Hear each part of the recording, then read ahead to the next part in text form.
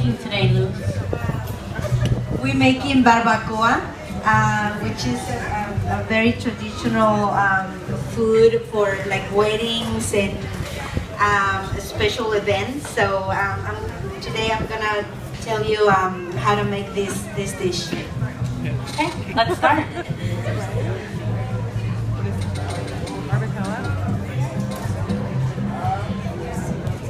Okay, so we're gonna start with our meat. So for this, I use some beef, like it's like brisket or skirt. So you wanna use some meat that has a little bit of fat in it, not too much, but a little bit. And brisket and skirt is the best to do this, and we are using some ribs too, so the bone gives a lot of flavor to the broth. So we're gonna be boiling this on a gallon of water. And do you always use brisket, or what are some different kinds of cuts you use? It's basically brisket and skirt, but you can do whatever meat you have. Like, but this is to have the right amount of juice in it. If you use some other cuts that doesn't have that much fat in it, it's gonna be like too dry. Yeah. You want it nice and juicy. Yeah. So you have your boiling water here. Have your boiling water here. You add your meat.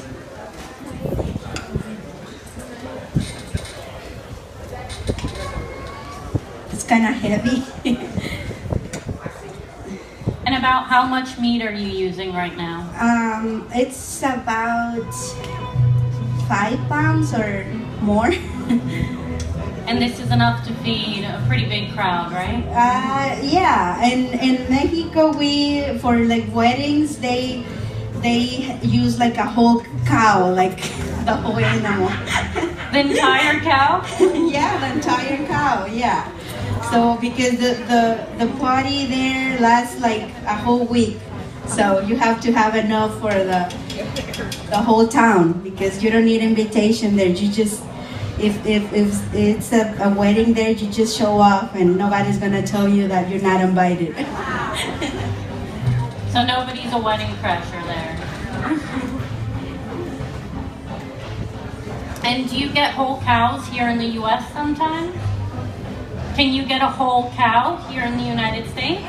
Yeah? Have you done that before? Yeah, I actually got married, and my older sister and my brother, they came from Texas and Missouri, and they cooked a dish for my wedding, and we got a whole cow, because we invite all our friends and family all over the country. So yeah, it was pretty fun.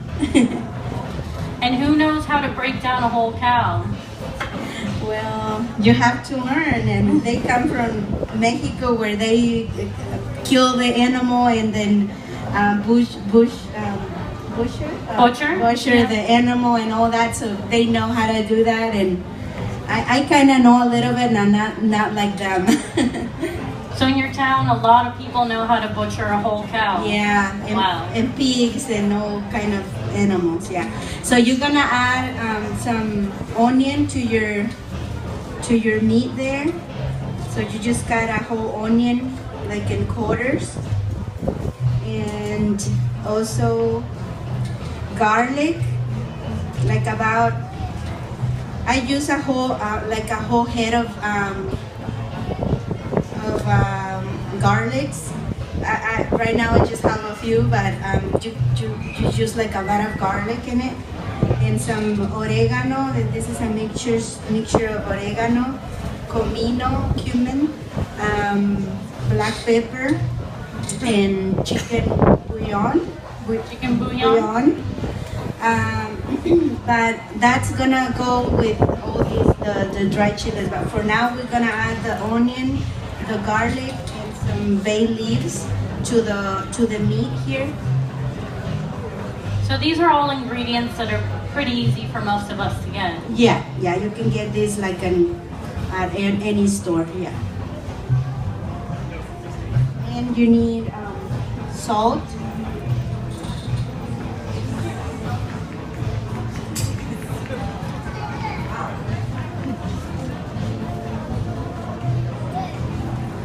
And now, most of your recipes, do you follow specific measurements, or you kind of, do it?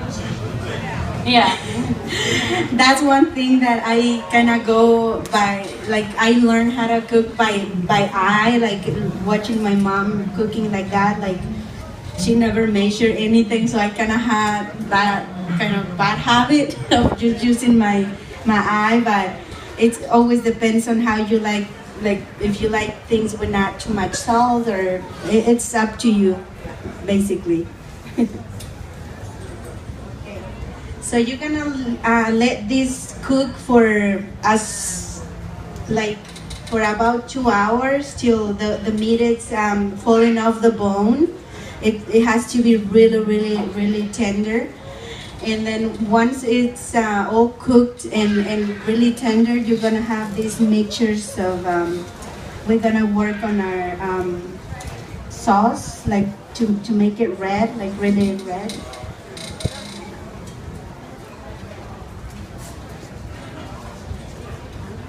So we're gonna use dry guajillo chiles, and you just kind of open the chiles and you clean all the seeds out. You were telling me this is one of the first things your mother would have you do is clean the chiles. Yeah. I was like growing up, and I had my one of my chores were like peeling chiles and garlic and cutting some onions and all these little chores that I had. So eventually I started like doing more complex things. So you just clean, like you use some ancho chile too, guajillo and ancho, two kinds. And where do you usually buy these chiles? You can buy these at any Mexican store, Latin store, or even Food Lion have like their Latin area, and you can get find some of the dry chiles. Yeah. And are these pretty spicy, or? No, not really. These are just like for flavor and a lot of color, but these aren't spicy. So this is not gonna make your food spicy at all. Just it's gonna give a lot of color. So once you have your chiles clean, you just add some water and let it boil. And when the chiles are hydrated like this, it's kind of different. So you have to have your chiles boil for like about 10 minutes or so. When start like getting like this hydrated, then you're gonna blend the chiles.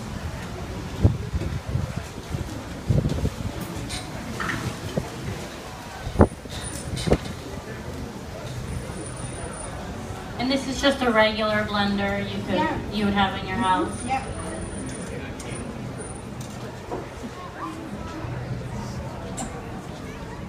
Do you get the juice in there too, or just the chiles? You can use some of the juice. Yeah.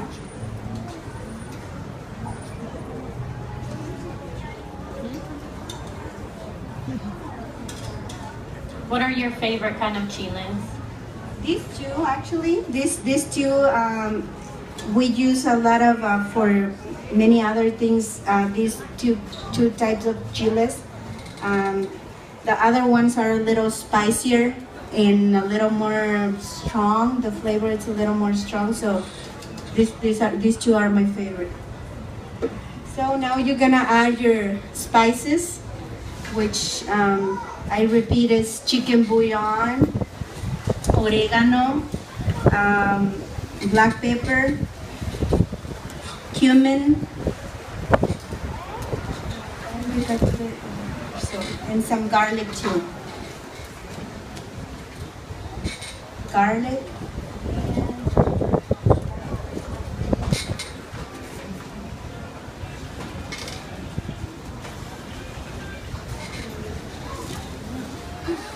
And you're gonna add some vinegar. You can use white vinegar, or in this case, we're gonna use red wine vinegar.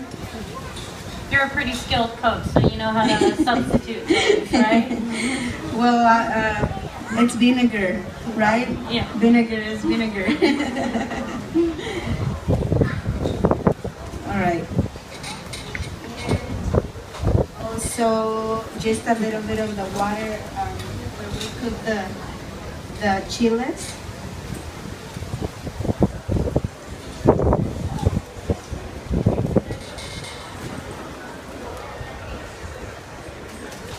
And then we're gonna get ready to blend.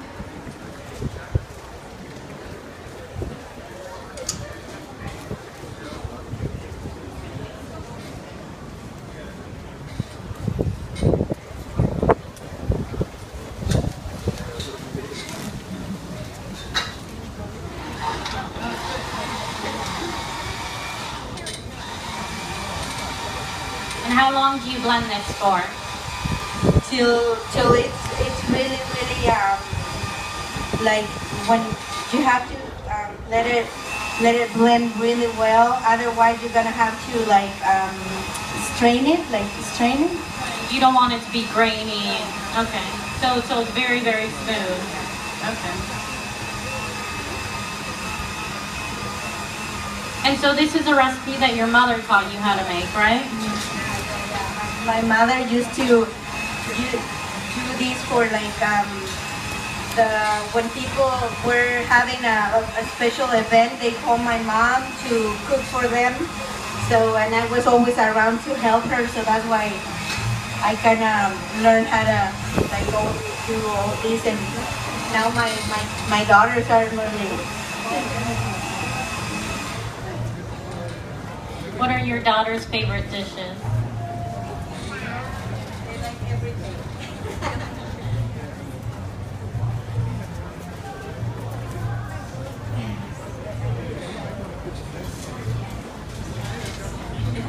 All right. Sometimes using new machines is a little difficult, but we're getting a hang of it.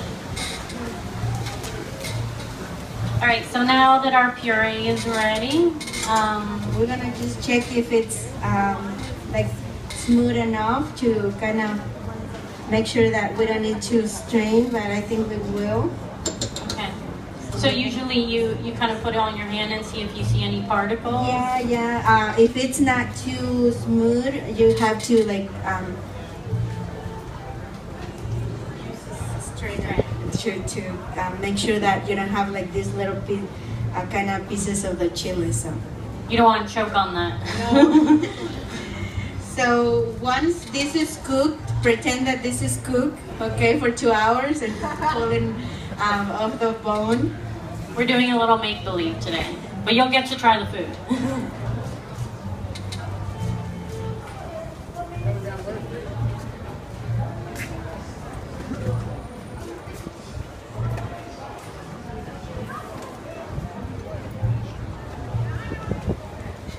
So this is a trick you learned to make it go a little faster. You just hit the side and get all the liquid out. You can use a spoon if you want, but I learned that this is the fastest way.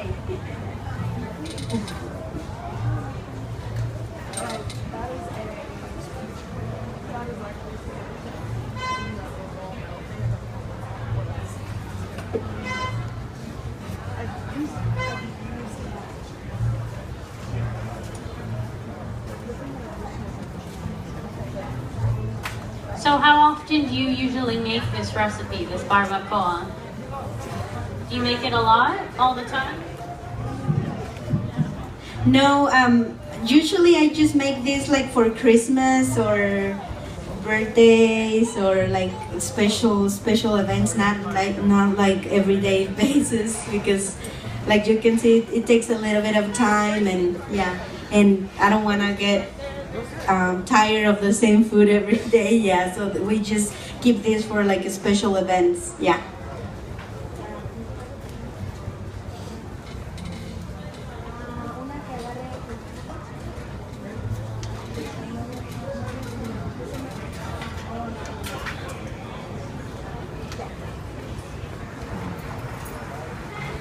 So we kind of smash these so you can get all the juice possible, like and a little bit, you can use a little bit of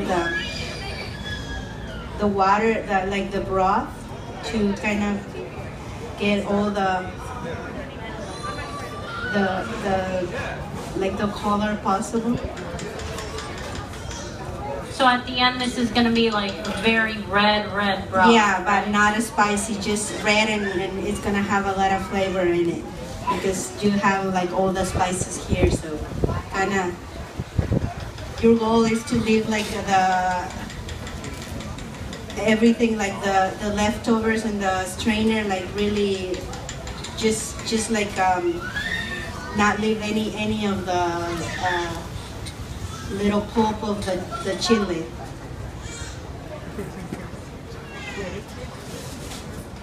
There, we're done. You're gonna end up with this thing, and this is not. You can just throw this away. So.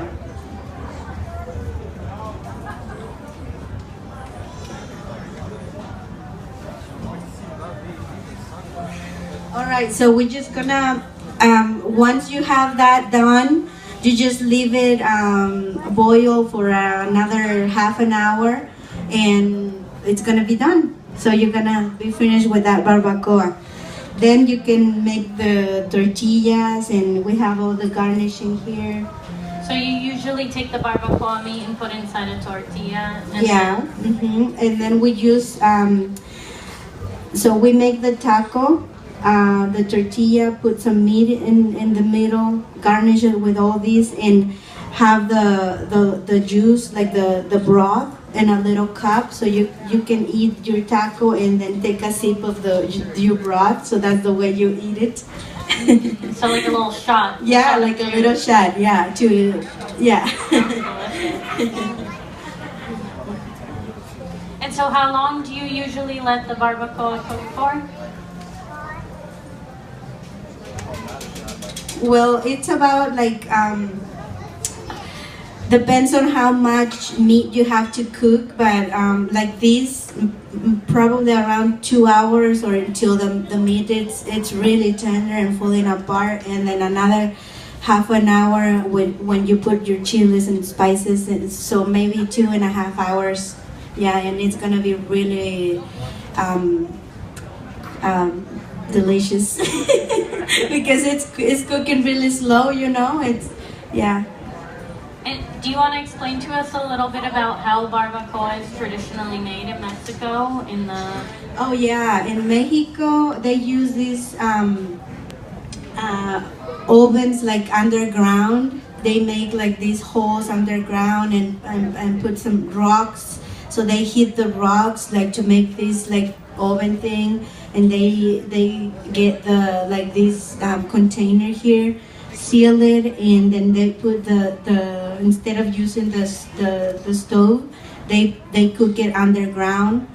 So they use like hot stones and cover with that with some leaves, and I don't know if any of you guys know the maguey, which it's kind of similar to the agave kind of leaves. So they use that to cover the barbacoa, and it gives a particular flavor.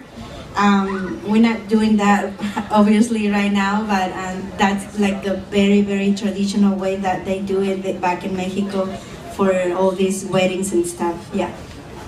So you just bury it underground? Yeah, bury it underground, seal it really well so nothing gets in the food.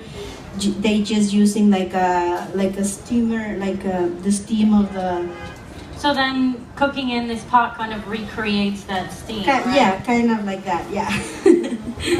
All right, so now we're gonna show you how to make the salsa, and this is called molcajete.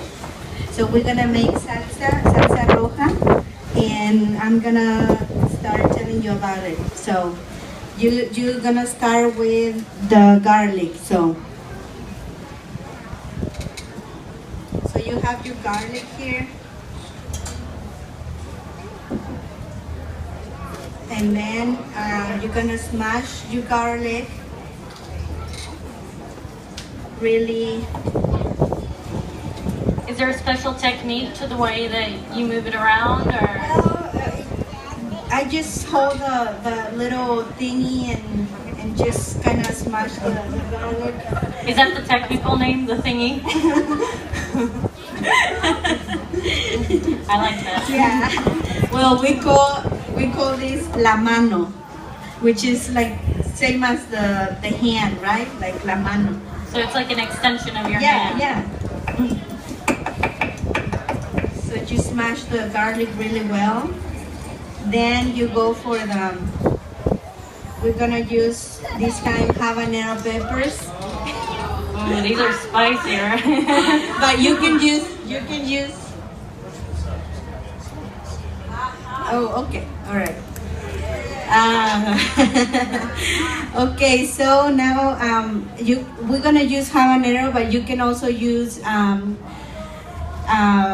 jalapeno or serrano or any kind of pepper that you like. But we like spicy, so we're gonna use some habanero here. You just mash. Just be careful not to get this into your eyes, so kind of stand back a little bit. What happens if you touch the habanero and you touch your eyes? You're gonna feel like you wanna die. just wash it immediately with fresh water. Yeah. So is that a mistake you've made before when you were learning? Oh yeah, believe me, I have some really bad experience. So you can go like one by one to have like a really good smash it really well. If you try to smash them all by once, it's not gonna be good. You're gonna have chunks of habanero pepper in your salsa, and you don't want that.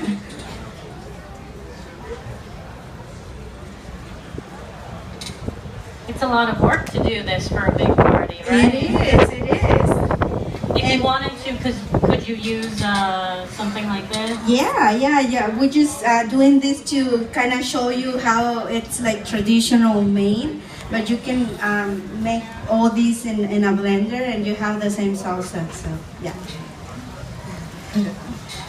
Well, it's not gonna taste the same because this kind of limestone gives a particular flavor, special flavor. But if you don't have it, you can always have the blender. Does it sort of absorb the flavors of all your food over time? Yeah. Kind of like a skillet, you know? Yeah, because you can. I use this like to smash my spices for when I'm like preparing meat and stuff, and it has all the flavor of some other spices. So you kind of just mix all these together. And if you like, you can take the skin of the tomato off, so you don't have like these big chunks.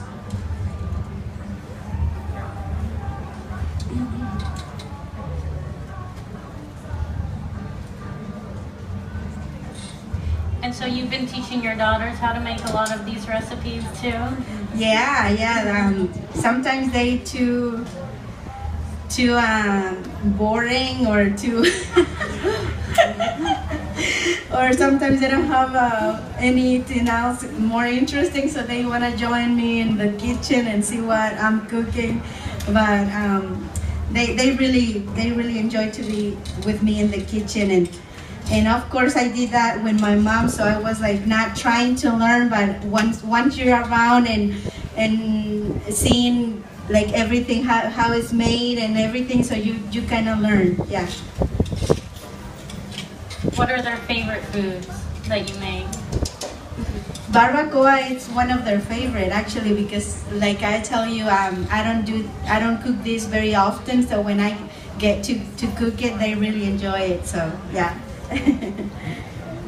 It usually means there's a special occasion. Yeah. All right, so you can just keep smashing, but I think this is the right consistency of the salsa. Then you can have like a spoon and just mix it together. And then you add some salt to taste.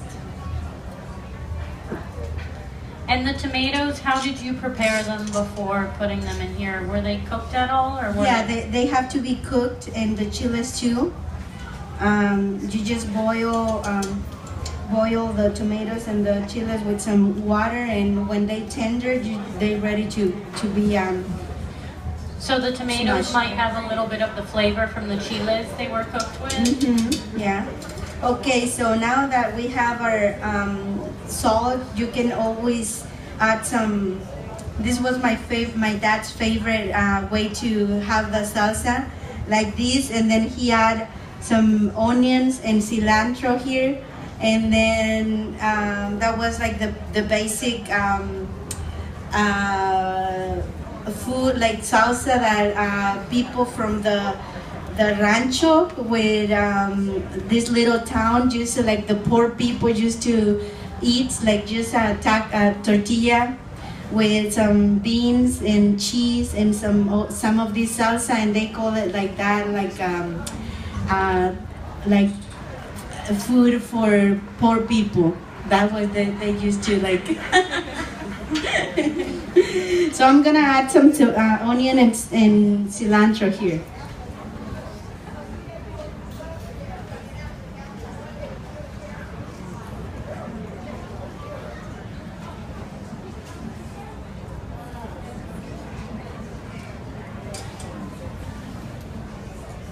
And then it's done. And so what's the last sort of important ingredient in this meal? The tortillas, right? Yeah. And I know you were saying there's a difference in tortillas, like they have to be homemade, Oh, right? yeah. You can have the best meat and the best everything, but if you don't have your good tortillas, nothing makes a good taco like a good tortilla, like handmade tortilla. So, do you guys want me to tell you how to make a tortilla?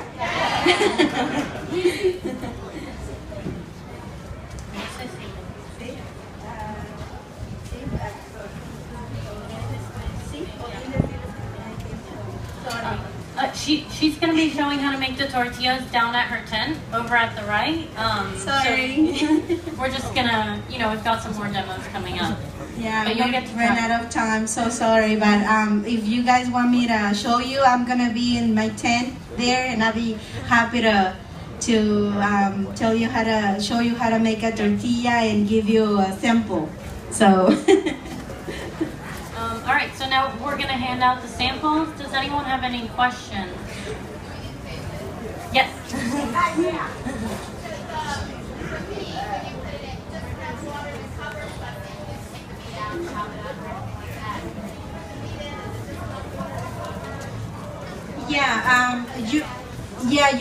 You basically let till the water it's cover the meat, and then it's gonna reduce, but that's fine.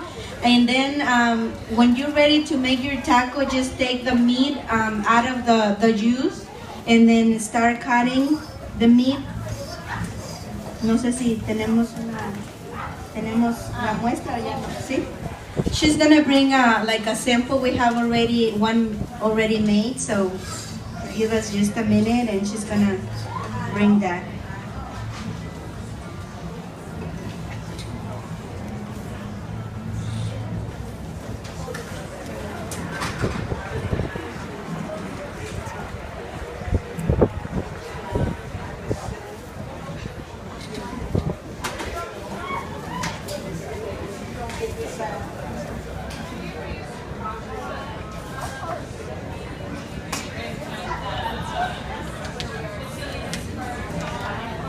Yeah, you can do that in a crock pot, and it's gonna turn out really well because it cooks like really slow. You just kind of put your meat in the crock pot, and you can have your already your mix of stuff and put it right there and let it cook for like 4 hours, and you're gonna have a really good dish. So this is the final. That's the final. Thank you. So you just take all your meat out of the broth, kind of take all you can take all the bones and just have the meat. Then to make your taco, you just kind of get your meat and then you can cut it.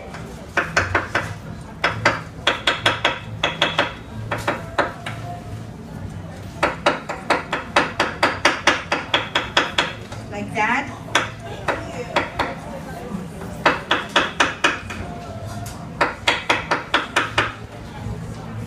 Then you grab your meat and put the meat in the tortilla and have all this garnished with all of this cilantro, onion, radishes, lime, and some salsa, of course.